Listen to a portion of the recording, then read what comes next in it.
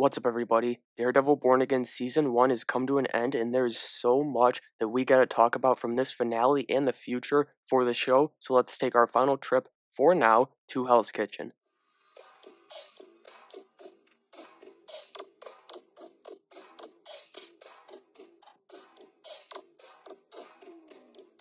The finale started out with the flashback as the fan theories were confirmed. Vanessa Fisk hired Bullseye to take out Foggy, but it was also revealed that Ray Nadim's sacrifice back in season 3 of the Netflix show is actually what freed both him and the Kingpin. Essentially, she didn't want her activities as Queenpin to be exposed, so we saw her prey on Dex at his weakest, which that was represented perfectly in the painting of the deer. Then we return to the present as Matt wakes up in the hospital with Heather and Kirsten in the room, and he thinks Karen is there. Now, Heather did not like that one, and both of them think he's crazy because of the drugs for the pain, but I was sitting here screaming to get her out of my man's life because she is the worst. The worst!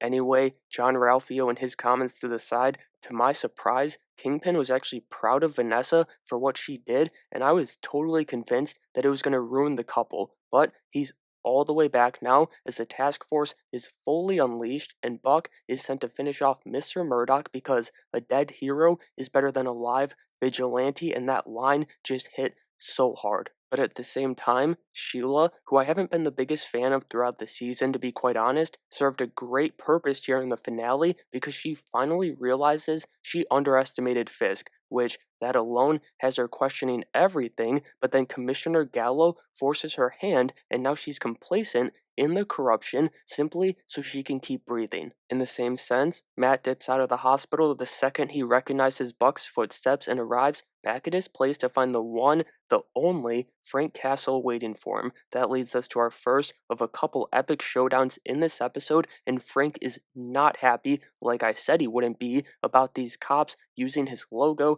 and being inspired by him, but I'm not too happy about something they did here in the show. Now, I want to preface this by saying it did not ruin the season for me, it didn't even ruin this episode for me, but it was a big problem for me, probably my biggest problem with the season, so I need to dive into it here, and that's this show's adaptation of Cole North. They reveal he was the one that popped Hector, all but ruining the character. They made him a basic, dirty cop, softening his story from his time in Chicago, and they made him a mindless puppet for Fisk. That is not my Cole North, and it's truly a shame they took one of the best, more unique cops from the comics and turned him into the most generic character ever. They would have just been better off using Paul in his place. But I could only be so mad about that because Karen Page makes her return, and I can't believe that I ever said this show didn't need Deborah and Eldon back. The chemistry between Charlie and Deborah is insane, and getting this scene they had talked about in interviews where they weren't even acting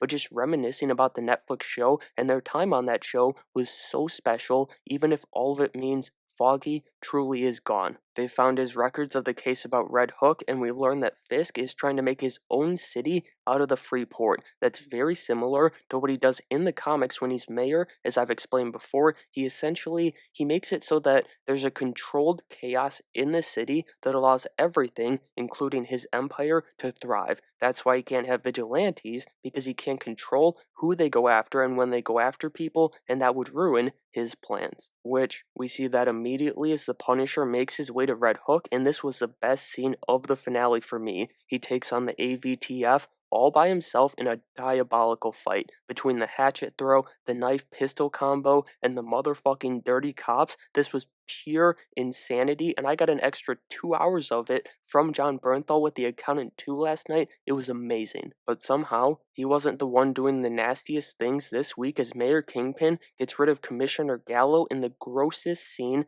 the MCU has ever produced. I think it was nastier than the car door scene back in the Netflix show, and he's doing the same with his mind games as he brings Heather into his administration to screw with Matt's head even more. Thankfully, he's been busy as Daredevil, so he doesn't even know about that yet, but Karen is also able to hold the devil in place and be strategic as he tells her, "My mistake was thinking I was immune to the darkness. Ever since Foggy died, I didn't know who I was anymore." And we saw that throughout the season because he had lost the ability, if he ever had it, you could definitely argue that he never had this ability to balance his two lives. But now he's getting a team together, and I don't think the group in Josie's is the final version of that team. So let's run through some of the vigilantes, as Mr. Mayor would call them, who could join Daredevil in the fight to take New York City back. And I have five that I think are almost guarantees, and then five that I think are possibilities. My guarantees would be Kate Bishop. Of course, we saw Swordsman imprisoned, and she has ties to Kingpin already from Hawkeye.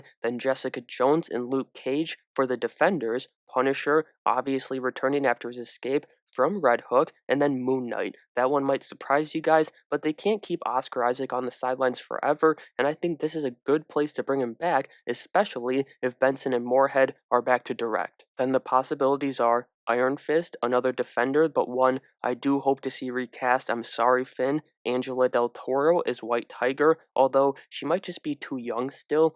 Blind Spot, Daredevil's apprentice, but again, unlikely because he's a major part of the Muse story in Charles Soule's comic, and it feels like, they kind of set Angela up to take some of his stuff from that and become Matt's apprentice. Then Elektra, who can always come back, and then Echo, who, like Kate Bishop, has personal ties to Kingpin, and she's encountered the devil before when she was working for him, so they know of each other's existence, and it would make a lot of sense. But in reality, we might get one or two of these heroes that I'm talking about here, and the rest are probably going to be those cops that we saw in Josie's in the finale. I hope I'm wrong, but I don't think I am wrong, like I was with Daniel Blake, who survived his promotion serving alongside Buck, and it probably would have been smart to have one of them at Red Hook as Punisher escapes his prison. Alright, I thought that was a great finale. It was great Daredevil content, great Punisher stuff in there, but I didn't think it felt like a true season finale. I really felt the mid-season slice that they did when the new team came onto the show, and it left me feeling a little empty. But the love that was shown for the OG show in these past two episodes has me giddy